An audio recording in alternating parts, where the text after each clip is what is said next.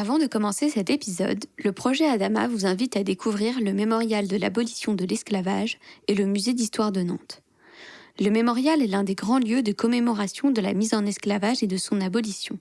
Inauguré en 2012 par Jean-Marc Ayrault, Christiane Taubira et Lilian Thuram entre autres, il marque le rapport de la ville de Nantes à son passé de premier port négrier de France au XVIIIe siècle. Parallèlement à ce mémorial, le musée d'histoire de Nantes, accueilli au sein du château des Ducs de Bretagne, est quant à lui un lieu emblématique de l'histoire de la traite atlantique française. Il prend à cœur les manifestations contemporaines de l'histoire esclavagiste et colonialiste française, en proposant chaque année à divers artistes et universitaires d'intervenir dans l'enceinte du château. Ces deux lieux relient l'histoire mondiale de la mise en esclavage au passé de la France et à son présent, et nous vous recommandons vivement d'aller les visiter.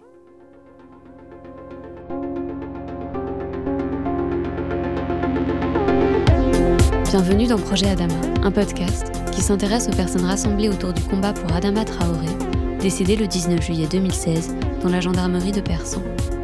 Les personnes que vous alliez entendre sont noires et elles évoquent leur rapport avec ce combat en questionnant la justice, les institutions comme la police, l'expérience des personnes racisées dans l'espace public ou encore notre place à nous qui sommes blancs. Pour nous engager dans ce combat, nous avons décidé de ne pas prendre la parole et d'écouter ces discours qui ne sont pas assez relayés. Je m'appelle Elisa da Silva. Et moi, Arthur Vacher. Aujourd'hui, nous allons entendre Maboula Soumaoro. Alors, je m'appelle Maboula Soumaoro.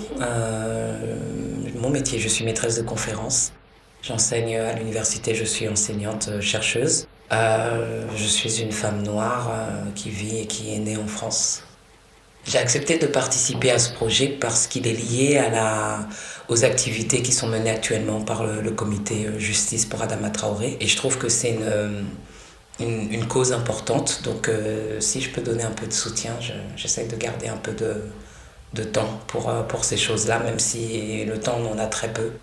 Mais je pense que c'est un moment important avec ce qui se passe autour du comité Adama. Donc voilà, c'est pour ça que j'ai accepté, parce que c'est le comité Adama. Le comité me touche personnellement parce que moi je viens des quartiers populaires, j'ai grandi en cité, que la question de la violence policière je la connais depuis longtemps. Je pense aussi qu'il y a le nom de famille Traoré qui, là on parle d'une famille malienne. Moi je suis d'une famille issue d'une famille ivoirienne et on est Djoula, et les Djoula, les Bambara, c'est la même chose. Donc à chaque fois que j'entendrai le nom Traoré, il y aura peut-être une identification plus immédiate de ma part parce qu'il y a vraiment quelque chose de familier. Tout de suite, j'imagine comment les gens vivent, j'imagine les mères, les pères, les oncles, les frères, les sœurs. Et ce nom Traoré, c'est un peu comme le nom de Bouna Traoré en 2005. Voilà, c'est des choses qui, moi personnellement, me renvoient à mon histoire personnelle. Comment je fais pour gérer ceux que je vais considérer comme les miens et qui meurent. Donc ça m'intéresse d'autant plus, même si la question de toute façon de la justice, de l'égalité, la question de la lutte contre le racisme m'intéresse en tant que personne et m'intéresse aussi en tant que chercheuse de toute façon. Mais là il y a un côté très très intime, très très intime. Voilà, donc, mais je conçois aussi le positionnement différent. Si j'ai un problème avec la police, je sais que je ne vais pas dire que je vais gagner contre la police, c'est pas ça. Mais je sais que je peux faire, j'ai des recours, je sais écrire, je sais parler d'une certaine façon, j'ai accès à des avocats, je peux même bénéficier de la protection de mon université qui va prendre en charge les frais liés à toute action que j'intenterai contre je sais pas qui ou je sais pas quoi.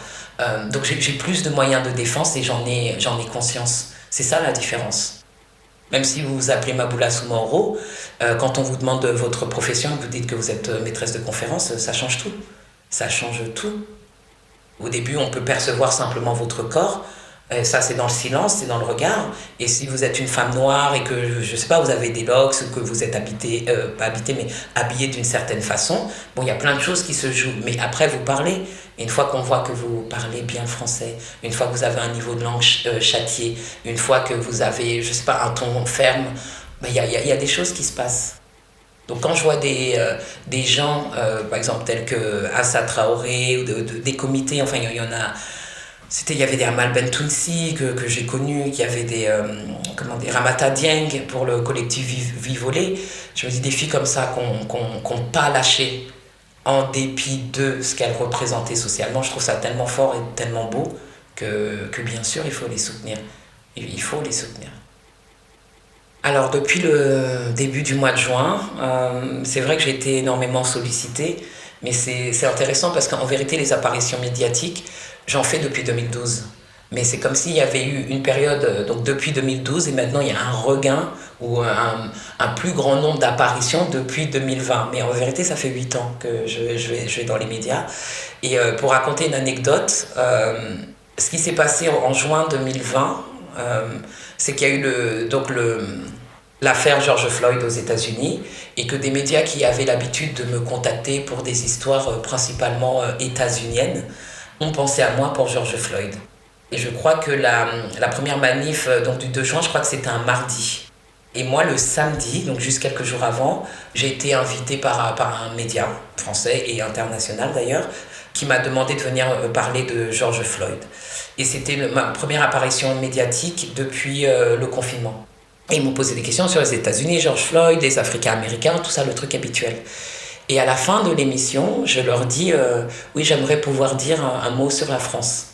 Et la journaliste en question me dit non mais en fait c'est pas du tout le sujet, donc non, c'est pas du tout notre angle d'approche, et c'est l'angle d'approche habituel des Français qui parlaient du racisme, de la question de la violence policière aux États-Unis à mes yeux en tant qu'outil rhétorique pour se persuader que la France n'était pas raciste. Notre anti-modèle c'était les États-Unis et le communautarisme états-unien, tout ce qui n'était pas français, des thématiques qui sont non importables en France. Donc là, comme il y avait George Floyd et qu'on savait qu'il y avait le comité Adama, mais ça c'est depuis longtemps, et qu'il y avait aussi la préparation de la marche, j'ai dit j'aimerais parler de la France, on m'a dit non.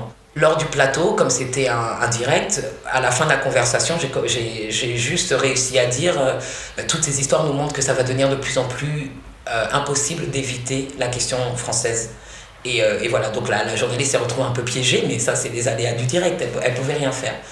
Donc je parle du samedi, c'est pour ça que j'ai insisté sur le samedi et le mardi. Et donc ça veut dire que dans les grands médias, le samedi, on n'a rien vu venir. Mais rien du tout.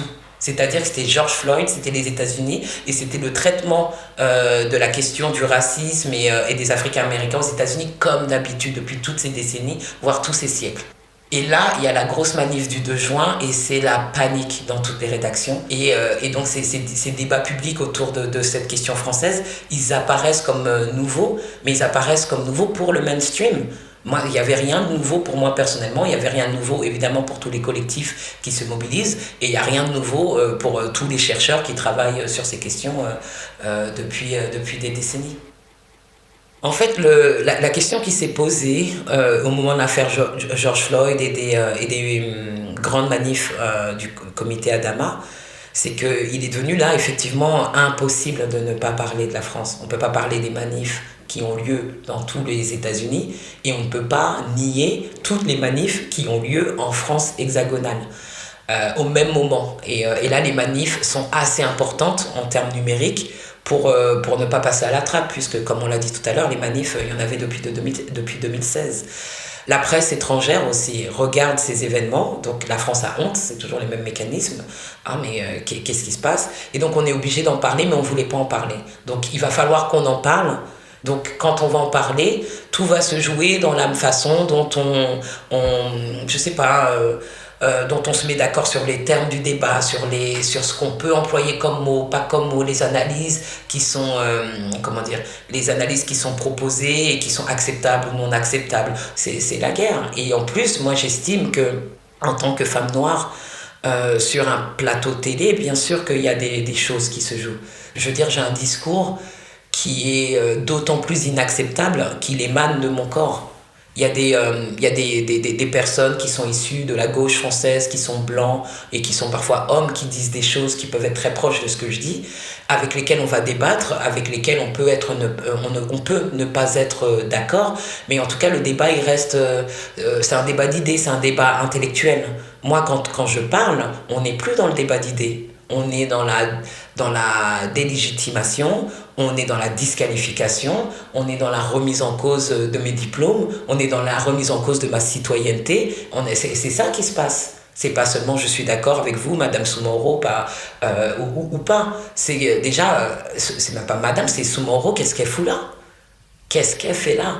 On n'arrive même pas à croire que... Mais c'est obligé que elle soit pas maîtresse de conférence, où elle a été pistonnée, où sa thèse elle est mauvaise, et on déterre ma thèse qui date de 2008, et d'un coup d'un seul elle intéresse tout le monde, et on dit que la thèse est faible. Quand je dis on en est là, c'est après tout ce qui se joue sur les réseaux sociaux, tout ce qui se joue en termes vraiment de haine publique qui circule vraiment librement, donc par le biais des réseaux sociaux, mais aussi par le courrier, les lettres anonymes, les photos de singes, les insultes, les demandes qu'on me vire de l'université.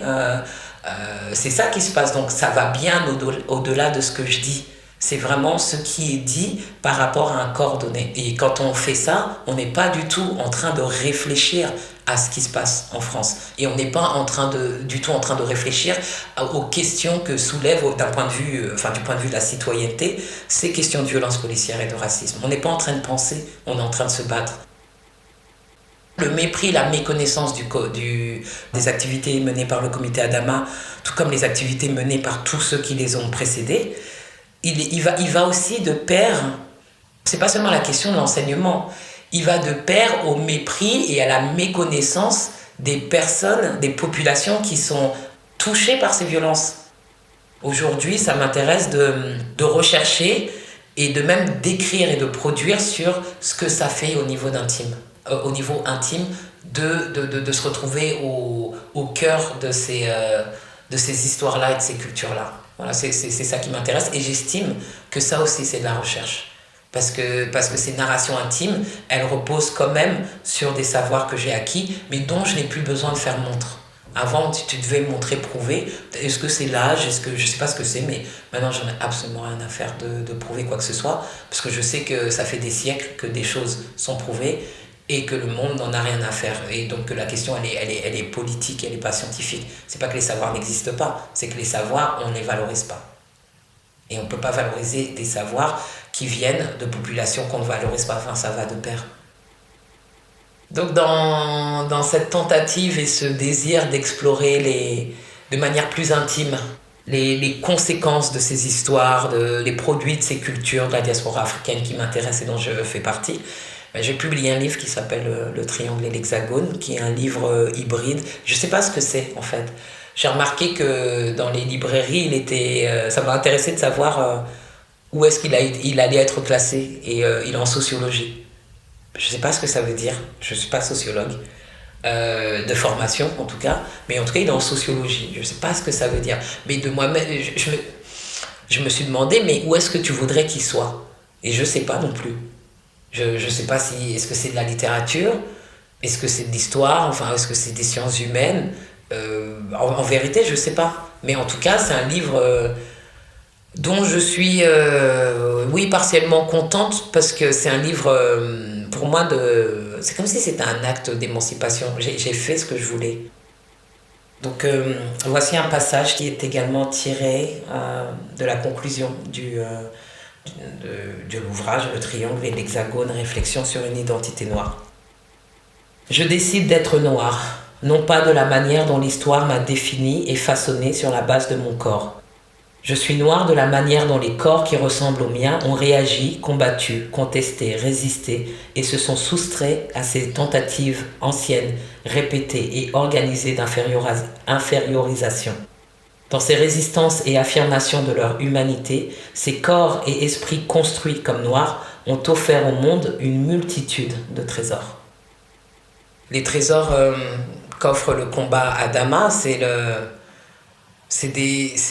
la dignité, c'est le courage, c'est l'endurance, c'est la radicalité.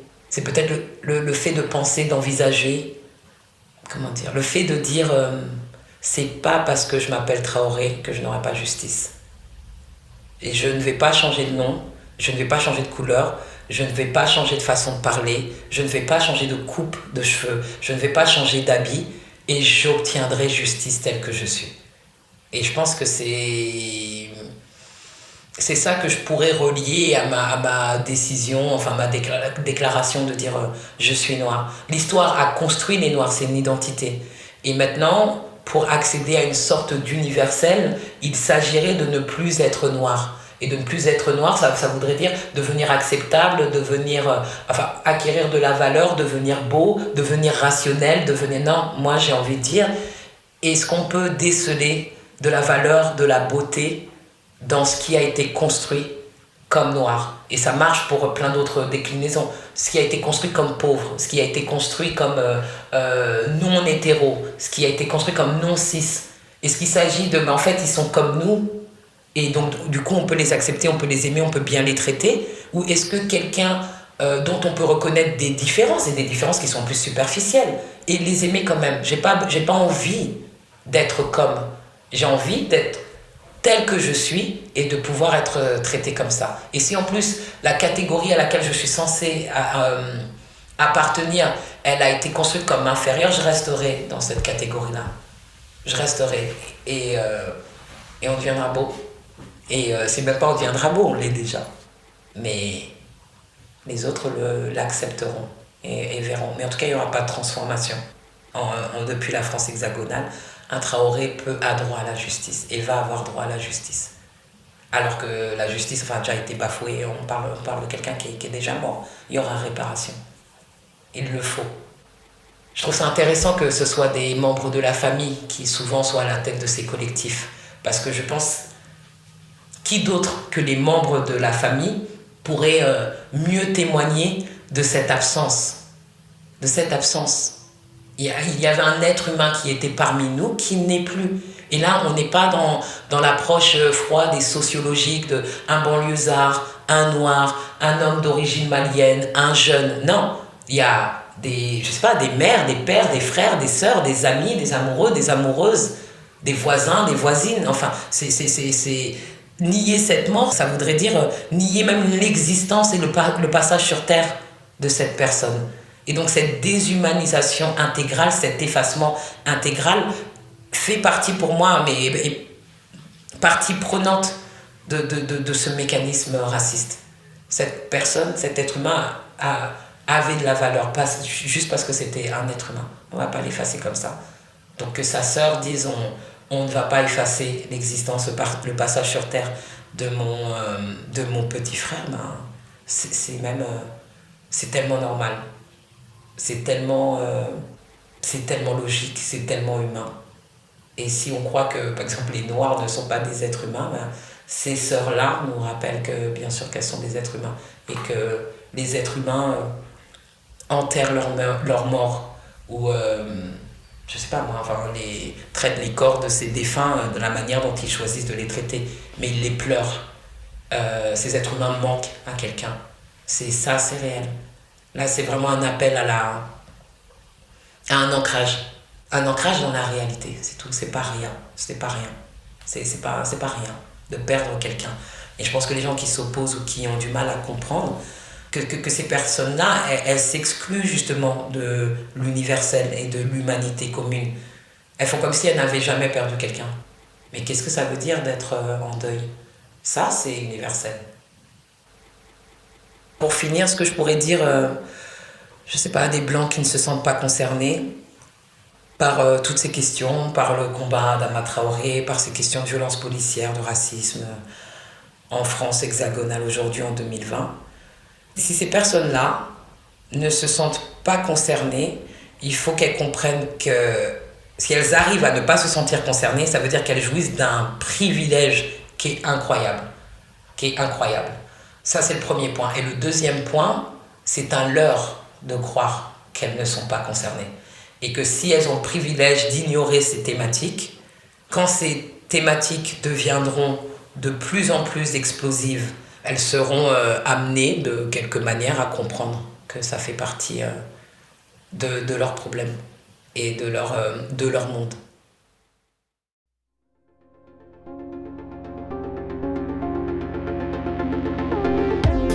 Merci à Maboula Soumaoro de s'être exprimée sur le projet Adama. Pour le jingle, Merci à Samuel Ecker d'avoir remixé le morceau Now's the Time de Charlie Parker. Merci à Elise Hilberman pour le mixage et merci à vous d'avoir écouté cet épisode. S'il vous a plu, partagez-le autour de vous et retrouvez-nous sur les réseaux sociaux pour suivre l'actualité du podcast.